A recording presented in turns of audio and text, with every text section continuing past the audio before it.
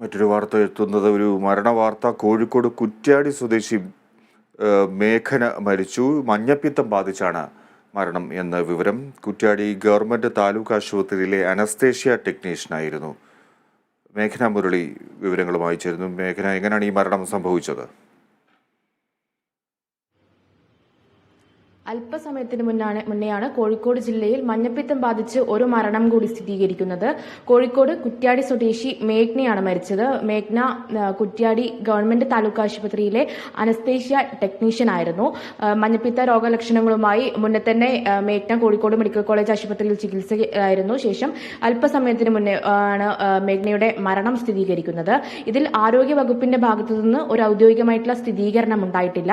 പക്ഷേ ആശുപത്രി വൃത്തങ്ങളിൽ നിന്ന് മനസ്സിലാക്കാൻ കഴിയുന്നത് മഞ്ഞപ്പിത്ത ബാധയോടെ തന്നെയാണ് മരണം എന്നുള്ളത് തന്നെയാണ്. 2 മാസം മുന്നേ കോഴിക്കോട് ജില്ലയിൽ മഞ്ഞപ്പിത്തം ബാധിച്ച് 2 മരണങ്ങൾ റിപ്പോർട്ട് ചെയ്തിരുന്നു. അതിന്റെ തുടർച്ചയായാണ് ഈ ഒരു മരണം കൂടി സ്ഥിരീകരിക്കുന്നത്. മാത്രമല്ല കോഴിക്കോട് ജില്ലയിൽ ഡെങ്കിപ്പനിയുടെ വ്യാപനവും വ്യാപകമായി തന്നെയുണ്ട്. അതുകൊണ്ട് തന്നെ മഞ്ഞപ്പിത്തം ഡെങ്കിപ്പനി രോഗലക്ഷണങ്ങളുമായി 20ഓളം പേരാണ് ഇപ്പോൾ കോഴിക്കോട് ജില്ലയിൽ ചികിത്സയിലുള്ളത്. അതുകൊണ്ട് തന്നെ കോഴിക്കോട് ജില്ലയിൽ ഈ പ്രതിരോധ പ്രവർത്തനങ്ങൾ, മഞ്ഞപ്പിത്ത ഡെങ്കിപ്പനി രോഗ പ്രതിരോധ പ്രവർത്തനങ്ങളും കൺട്രോൾ റൂമും ഇപ്പോൾ ആരംഭിച്ചിട്ടുണ്ട്. ഫിജി. ശരി, മേഘന കോഴിക്കോട് നിന്ന് റിപ്പോർട്ട് ചെയ്യുന്നു. കോഴിക്കോട് വീണ്ടും മഞ്ഞപ്പിത്ത മരണം.